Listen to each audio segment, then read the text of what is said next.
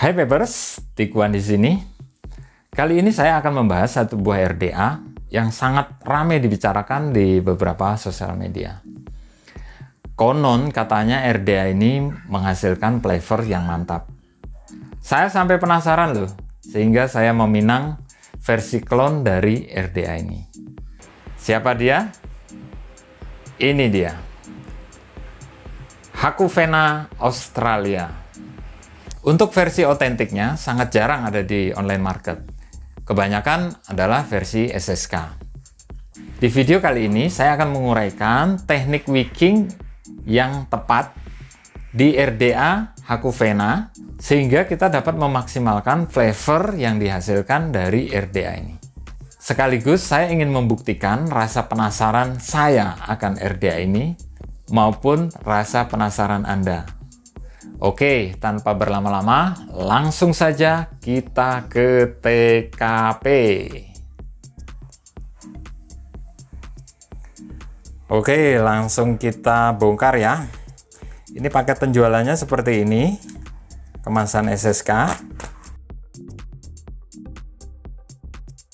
Anda mendapatkan dua buah kunci L, yang satu untuk mengencangkan baut posnya, sedangkan yang satu untuk memasang pin squongnya. Kemudian Anda mendapatkan plastik yang isinya o-ring dan pin squong. Oke, seperti inilah tampak dekat RDA Hakufena by SSK. Ini merupakan RDA ukuran 22 mm.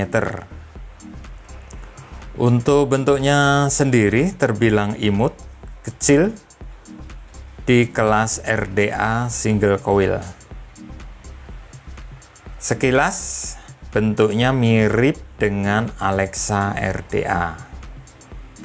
Nanti kalau sudah ada RDA-nya kita review juga.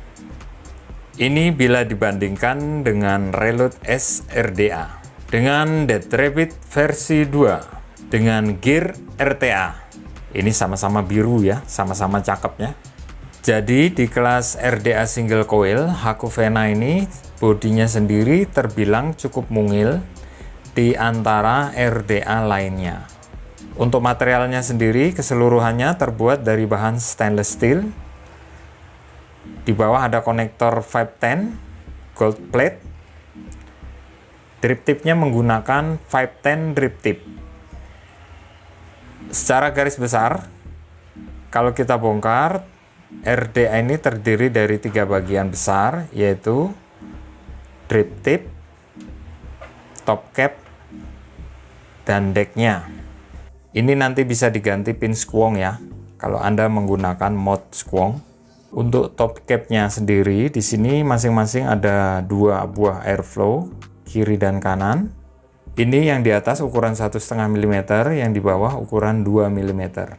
Untuk chambernya sendiri ini flat ya. Ini tidak ngedum seperti kebanyakan RDA yang pada umumnya chambernya itu ngedum. Ini ada fitur yang unik untuk stopper airflow-nya itu terdapat di atas top cap-nya ya. Kalau Anda perhatikan di sini ada 2 buah lubang atau 2 buah got seperti itu ya. Ini untuk penahan airflow-nya ketika kita akan mengejas airflow-nya. Jadi kedua lubang ini akan pas di atas tonjolan ini, sehingga pada saat kita memutar bodinya ini kita bisa mengatur airflow-nya. Jadi seperti itu ya mekanisme kerja stopper airflow-nya. Posisi airflow-nya ke 4 lubang ini mengarah ke bawah ke tengah-tengah coil, sehingga pada saat kita puff udara akan turun dari atas ke bawah, langsung menembak di bawah dan di atas coil ya. Yang bawah ini menembak di bawah coil, yang atas ini menembak di atas coil. Cukup simple, posnya ini 2 buah pos untuk mengikat coil kita. Kutub positifnya ini lubangnya tertutup, sedangkan yang kutub negatifnya ini posnya lubangnya terbuka. Gunanya apa? Ini memudahkan kita pada saat men-setting coilnya. Untuk juice flow-nya sendiri, decknya ini cukup luas.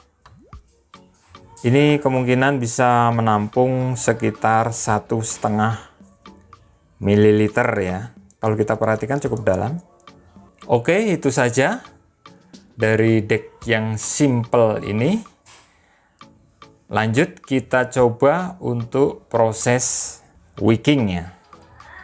Seperti biasa, saya menggunakan fuse Clapton Nichrome 80 dari Geekvape. Kedua kaki coil kita ratakan seperti ini. Ujungnya Anda tekuk sedikit seperti ini. Tujuannya biar gampang memasukkan di dalam kutub positifnya. Ya, setelah masukkan di kutub negatifnya ya.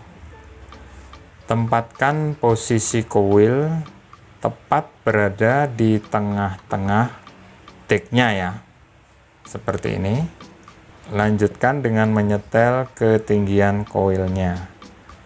Ini patokannya kita memakai cowakan yang ada di dasar juice well ini.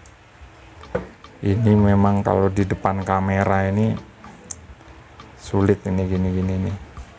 Nah, untuk ketinggian coilnya kita akan tempatkan dia sejajar dengan cowakan yang ada di dasar juice well-nya. Seperti ini. Kalau diperhatikan persis berada di dasar cowakannya. Kalau sudah penampakannya seperti ini. Kalau dirasakan sudah pas, kencangkan kedua baut posnya. Ingat jangan terlalu kencang ya, karena ini menggunakan kunci L. Kalau Anda terlalu kencang, dikhawatirkan posnya ini akan dol. Lanjutkan dengan memotong kedua ujung kelebihan kaki coilnya. Perlu diperhatikan juga kakinya ini jangan sampai melebihi dinding dari decknya ini ya. Nanti bisa konslet. Kalau kelebihan Anda bisa tekuk ke atas. Ini Anda tekuk ke atas. Kalau sudah, penampakannya akan seperti ini. Oke, lanjutkan dengan proses dry burn.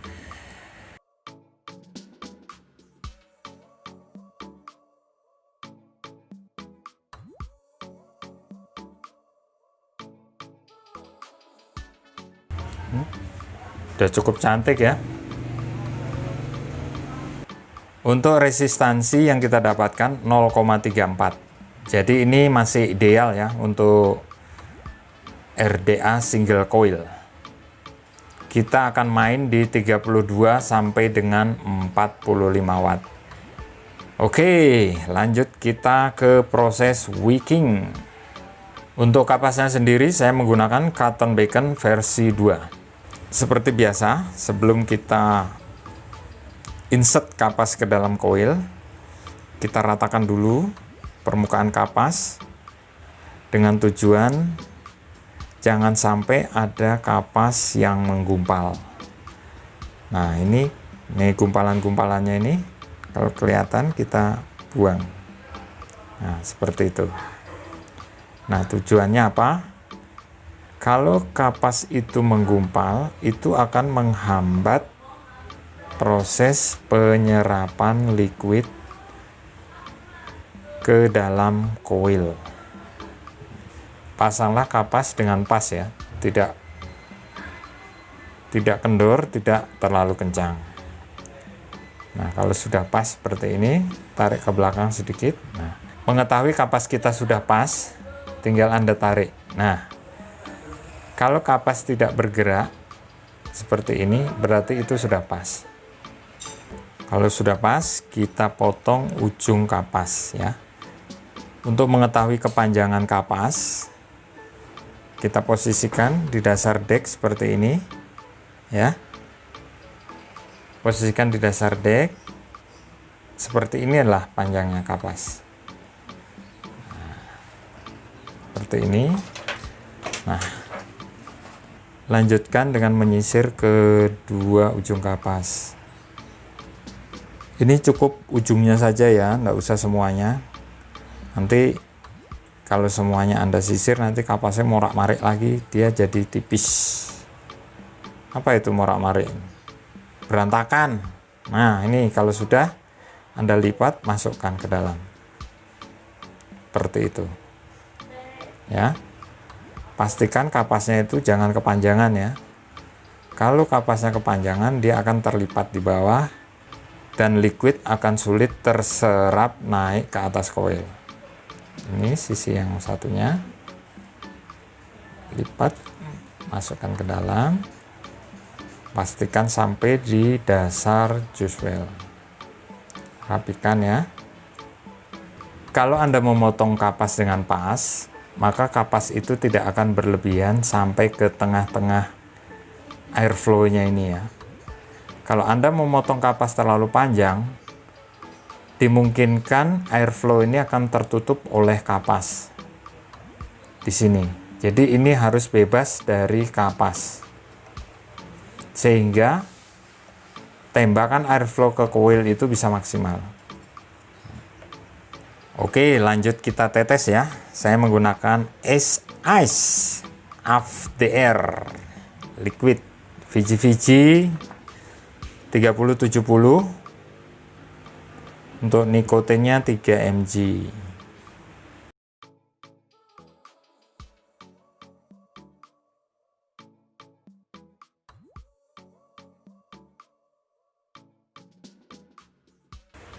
Seperti yang sudah sering saya sampaikan, proses dry burn ini cukup penting untuk kita mengetahui daya serap kapas terhadap liquid ya.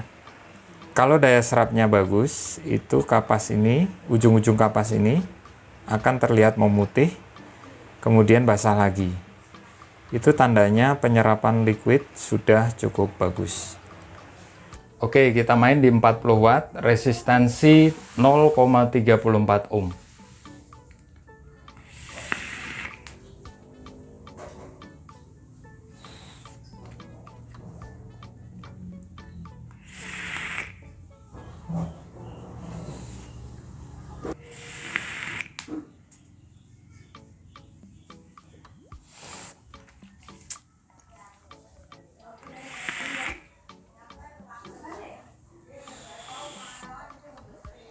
Jadi begini, ternyata ekspektasi saya sama dengan kualitas RDA ini. Flavor yang dihasilkan bold, TH yang dihasilkan juga cukup menggigit di 3 mg, dan yang paling penting adalah cloud. Single coil, cloudnya bisa Anda lihat sendiri, sangat tebal.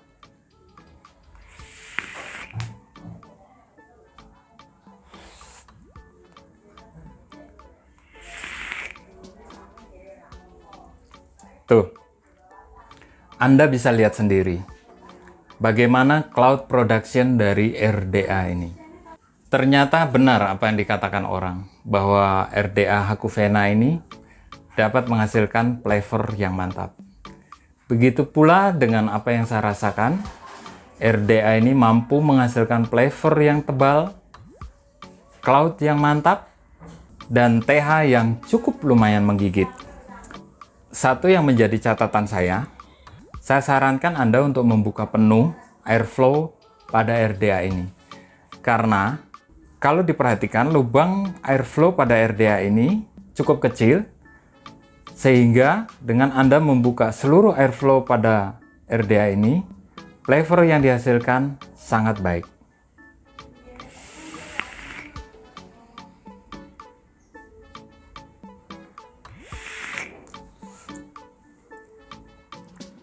Jadi kesimpulannya, menurut saya, apakah RDA ini layak Anda coba? Menurut saya, layak.